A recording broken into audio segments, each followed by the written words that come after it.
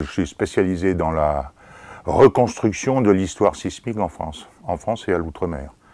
Donc, qu'est-ce que ça veut dire reconstruire l'histoire sismique? Ça veut dire essayer de trouver, à partir des témoignages écrits, essentiellement, la trace d'anciens tremblements de terre. Et puis ensuite de ça, de les caractériser. La sismicité dite instrumentale, elle ne mesure rien sauf l'échelle de Richter.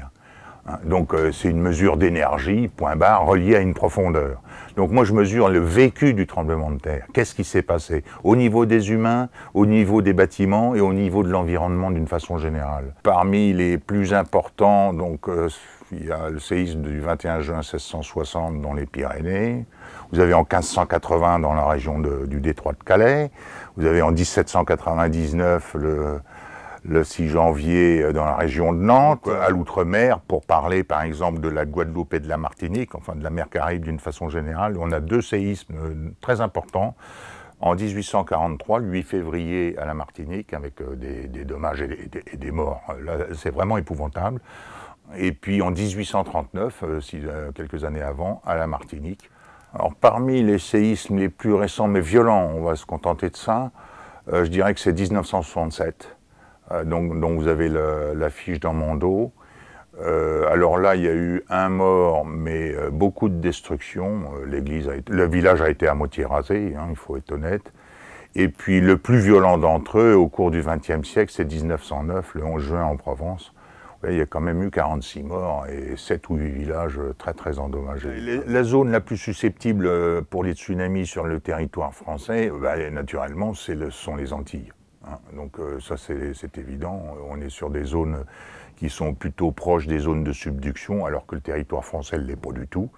Par contre on peut subir l'influence de phénomènes lointains. Tout à l'heure j'évoquais le séisme du 1er novembre 1755, le méga séisme en Europe, on n'a jamais fait mieux entre guillemets depuis cette époque. Et là j'ai essayé de reconstituer les effets le long de la côte espagnole, du Maroc, du Portugal, de la France, de la Grande-Bretagne, des Antilles et de l'Irlande. Voilà, donc ça a été un tsunami transocéanique, mais a priori, le tsunami correspondant n'aurait pas eu vraiment une influence déterminante sur les côtes françaises qui ont été protégées par le Cap Finistère. Comme justement, nous, on a une sismicité qui est relativement faible à l'échelle mondiale. Vous pouvez se lever, on n'est pas le Japon, on n'est pas à Sumatra, on n'est pas sur d'autres secteurs, je sais pas, le long de la côte d'Amérique du Sud, côté Pacifique. Non, on n'aura pas ces grands tremblements de terre-là. Mais comme on est un pays développé, comme on a beaucoup d'industries et de choses qui sont plus ou moins à surveiller de près, comme en tant qu'usine, par exemple, ou des édifices, ou des bâtiments, ou ainsi de suite, le retour d'un tremblement de terre d'une magnitude 5, pour nous, c'est déjà quelque chose d'important. Magnitude 6, il en arrive un par siècle, par exemple, un ou deux, pas, un maximum.